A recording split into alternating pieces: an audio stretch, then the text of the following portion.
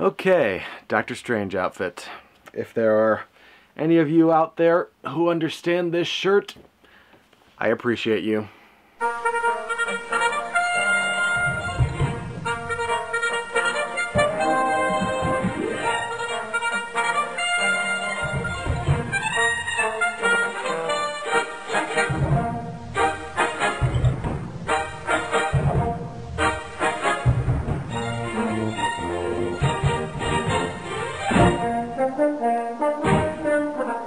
Warm greetings, Code Monkeys, and welcome back to Superhero Month. Okay, full disclosure here, I know nothing about Doctor Strange other than the fact that he's the bigwig magic user in the Marvel Universe.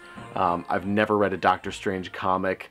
I have seen very little of him in, like, big crossover event type comics. I'm just not familiar with the guy at all, so total novice perspective here. So here we have another character who definitely seems at least partially inspired by the success of Iron Man in the MCU. That is to say, we have another snarky smart guy. Also, kind of an asshole. But thankfully, Benedict Cumberbatch is extremely well suited to that kind of role, and he makes it really engaging and entertaining. In fact, if we think of Doctor Strange as a D&D type character, he's the kind of guy that you get when a character's intelligence stat is very high, but their wisdom stat is not so much. And Dr. Stephen Strange definitely gets the crap kicked out of him towards the beginning of this movie, to the point that he goes down this really horrible path of self-destruction and obsession and madness, and yeah, Benedict Cumberbatch sells it. He sells it like crazy. And yeah, even though the movie makes it clear that he was definitely a jerk, it's hard to watch a fellow human being destroy himself. Especially because he genuinely had a lot to offer the world. He may not have been the nicest person, but the things he was doing were important things that were helping a lot of people. Doctor Strange seems like a character who's kind of all about self-mastery, or at least he starts about self-mastery, and the movie is kind of about his journey to discover that self-mastery isn't necessarily so much important as self-improvement, if that makes sense. Like, he has no problem being a skilled person, but being a good person, or a nice person, or a person who gives a damn about something else besides himself is something he struggles with, and it's an engaging struggle to watch. One of the questions I've heard coming up over the course of this movie is, why isn't the Ancient One the main character? And I would say, for the same reason that Mr. Miyagi isn't the main character in The Karate Kid,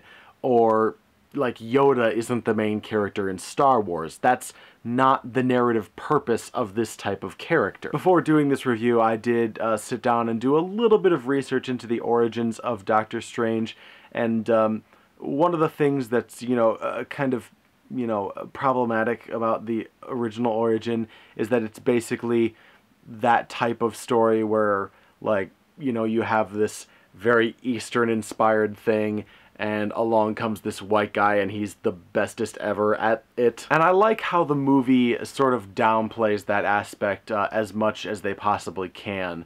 They make the whole organization that teaches Doctor Strange how to do what he does, they take that and make it less of an explicitly Eastern thing and more of a new agey, hippie kind of thing.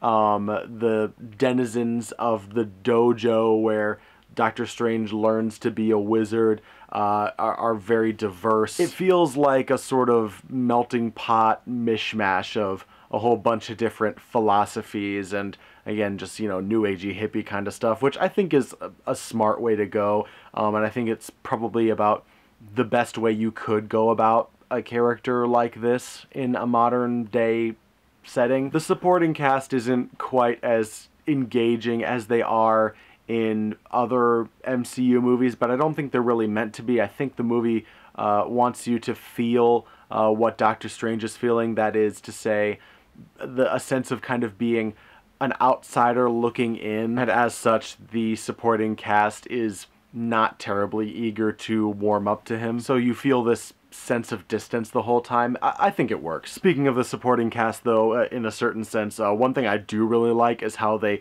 basically take his cape and make it into the carpet from Aladdin. I think that's kind of a stroke of comedic genius. And of course, the kaleidoscopy, Inception-like psychedelic visuals are unlike basically anything I've ever seen on the big screen. I saw this movie in theaters when it first came out, and it was worth the ticket price for visuals alone. It is kind of a shame to me, though, because the movie feels like it's trying a little bit too hard to be an action movie. The best parts of this movie are when it's going on more trippy, psychedelic kind of tangents, or when it's being more quiet and contemplative and thoughtful.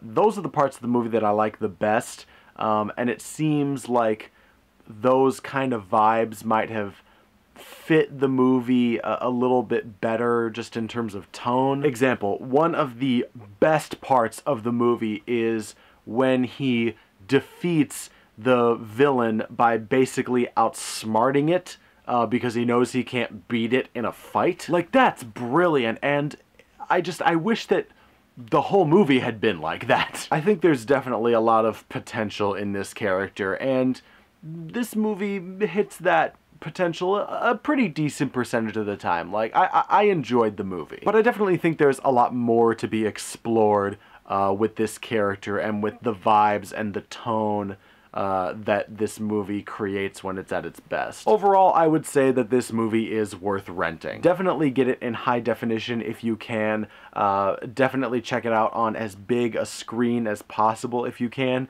because like I said, the visuals alone in this movie are just stunning and cool and super unique. Cumberbatch really knocks it out of the park, as he typically does. You know, he's just a really damn good actor. Maybe I would have wished it had been more of a sitar groove than a rock guitar riff, but you know, it's still a good movie. Like, I don't want this to sound like a negative review. I feel like it might have sounded a little bit negative. It's not negative. I do really enjoy this movie. And that's about it for this one. Next time, I'm going to be talking about Spider-Man Homecoming, the only movie that I will be covering this month that is still in theaters. And surprisingly enough, I don't own any Spider-Man shirts, which is weird for me. I'll figure something out. And until next time, Code Monkeys, I will see you later.